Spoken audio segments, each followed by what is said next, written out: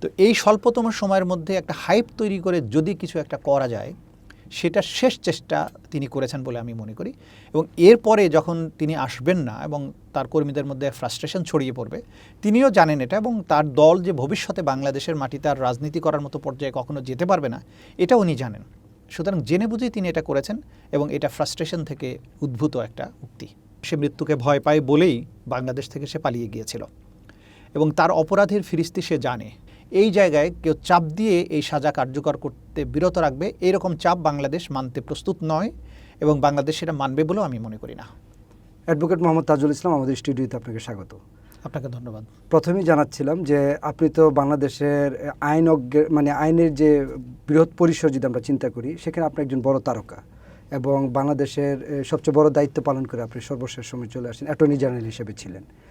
এই যে আইনের একজন বিশেষজ্ঞ আমরা আপনাকে বলবো, সে বিশেষজ্ঞের অভিমত থেকে প্রথম যে প্রশ্নটা আপনার কাছে জানতে চাচ্ছি, যে শেখ হাসিনা সে বাংলাদেশে এই বছরের মধ্যে ফিরবে একটা কথা চাওয়ার হয়েছে, এবং সেটা আমরা দেখুন সোশ্যাল মিডিয়ায় খুব বেশি এগুলো নিয়ে আলোচনা হচ্ছে।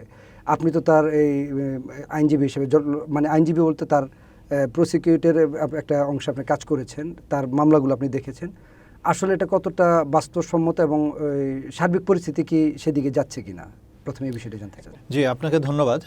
প্রথম কথা হচ্ছে যে শেখ হাসিনা ফিরবে বলে যে ঘোষণা দিচ্ছেন, এই ঘোষণা দৃশ্যত এটা একটা স্টান্টবাজি মনে হয়। এটা জুলাই বিপ্লবের পরে বাংলাদেশের যে ছাত্র জনতার অভ্যুত্থানের কারণে শেখ হাসিনা পালিয়ে যেতে বাধ্য হয়েছিলেন, তাদের উপরে একটা মনস্তাত্ত্বিক চাপ তৈরি করার জন্য তিনি এই ধরনের কথা বলছেন। এটা রাজনৈতিক ধোঁকাবাজি ছাড়া কিছু নয়। শেখ হাসিনার মৃত্যুদণ্ড হয়েছে, এবং যে মামলাতে তার মৃত্যুদণ্ড হয়েছে সেই মামলার সাক্ষ্য প্রমাণ এগুলো আন্তর্জাতিক স্ট্যান্ডার্ডের। আমরা বারবার সেটা চ্যালেঞ্জ করেছিলাম যে দুনিয়ার সকল আদালতের যে কোনো জায়গায় যদি নেওয়া হয়, এই সাক্ষ্য প্রমাণের ভিত্তিতে তার চরম শাস্তিটাই হবে। এখানে জাতিসংঘের রিপোর্ট থেকে শুরু করে প্রত্যক্ষদর্শী এবং অকাট্য প্রমাণের যে সমস্ত তথ্য প্রমাণ সাক্ষী আমরা দিয়েছি, সেগুলোর ভিত্তিতে এই মামলায় মোকাবেলা করার জন্য বাংলাদেশে আসবেন, যেখানে তার মৃত্যুদণ্ড হয়ে আছে। এই মৃত্যুদণ্ড আপিল করে কোনো অবস্থায় তার মৃত্যুদণ্ড সাজা পরিবর্তনের কোনো সম্ভাবনা নেই। সে কারণে বাংলাদেশে মৃত্যুদণ্ড গ্রহণ করার জন্য হাসিনা ফিরে আসবে এরকম ব্যক্তিত্ব সে নয়, কারণ সে মৃত্যুকে ভয় পায় বলেই বাংলাদেশ থেকে সে পালিয়ে গিয়েছিল, এবং তার অপরাধের ফিরিস্তি সে জানে। শুধু জুলাই অভ্যুত্থানের সময় সংগঠিত যে ম্যাসাকার, যেটা গণহত্যা, 1400 মানুষকে হত্যা করা, 30-35 হাজার মানুষকে অঙ্গহানি করা, এবং আরও যা কিছু করেছে, এর বাইরে 17 বছর ধরে যে গুম এবং এক্সট্রা জুডিশিয়াল কিলিং, পিলখানা হত্যাকাণ্ড, শাপলা চত্বরের হত্যাকাণ্ড, যেগুলোর ব্যাপারে এখনও তার বিরুদ্ধে বিচার চলমান আছে, কোনোটা তদন্ত চলমান আছে, এই বিষয়গুলোর সাথে যে রাষ্ট্রে তিনি আশ্রয় নিয়ে আছেন সেই রাষ্ট্রের ইনভলভমেন্ট আছে বলে খুব সহজেই অনুমান করা যায়, এবং তথ্য প্রমাণাদি আছে।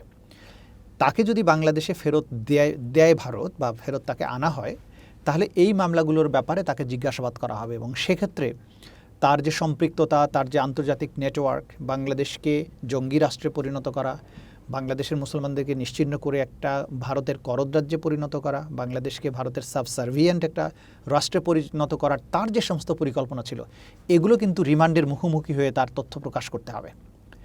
এরকম একটা ভালনারেবল ব্যক্তিকে, ভারতের জন্য ভালনারেবল, ভারত বাংলাদেশে তাকে ফেরত পাঠাবে, এটা মনে করার কোনো যুক্তিসঙ্গত কারণ নেই। সুতরাং উনি যে সমস্ত হুমকি ধামকি দিচ্ছেন, কথাবার্তা বলছেন, এগুলো জাস্ট স্টান্টবাজি। তিনি কখনোই বাংলাদেশে ফিরবেন না, এবং ফেরেন যদি আমরা খুশি হব, কারণ তাকে আইনের মাধ্যমে যে প্রদত্ত সাজা সেটা কার্যকর করার রাস্তা তৈরি হবে, এবং একই সাথে তার যে সমস্ত অকথিত এবং অবর্ণনীয় যে সমস্ত তার বিরুদ্ধে অভিযোগ আছে, যে সমস্ত অপরাধের প্রমাণ আছে, সেগুলোকে উদ্ঘাটন করার একটা রাস্তা তৈরি হবে। সুতরাং আমরা হ্যাপি যে উনি যদি ফেরত আসেন। সেক্ষেত্রে কি কোনো আন্তর্জাতিক চাপ, বা আমরা যেটা বলি যে আমেরিকা, ভারত, কোনো চাপে কি এরকম পরিস্থিতি তৈরি হতে পারে? আপনার কি মনে হয় এটা?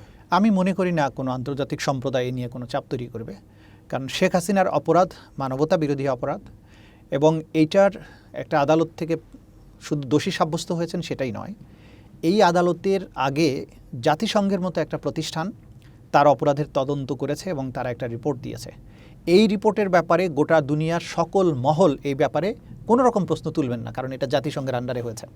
এরকম এভিডেন্স থাকার পরে কোনো আন্তর্জাতিক শক্তি হাসিনার ব্যাপারে কোনো চাপ তৈরি করবেন আমরা মনে করি না, কারণ নিকৃষ্টতম মানবতা বিরোধী অপরাধ তিনি করেছেন।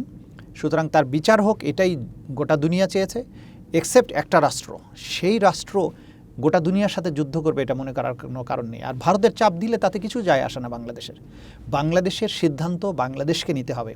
সার্বভৌমত্বের মানে হচ্ছে এটা।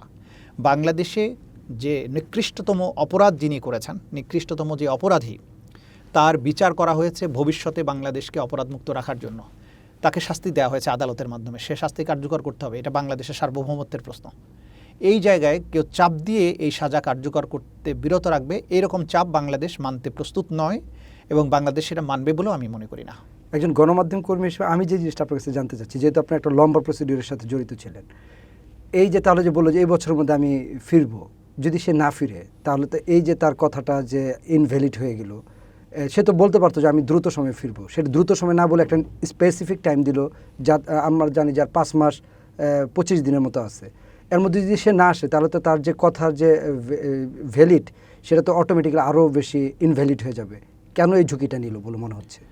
আসলে এটা ফ্রাস্ট্রেশন থেকে নিয়েছে বলে মনে হয়, কারণ সে তো মিথ্যা কথা আজকে নতুন বলে না, সবসময় ধোঁকাবাজি, মিথ্যা কথা এগুলো তার স্বভাবে পরিণত হয়েছে এবং সে সবসময় এগুলো বলতো।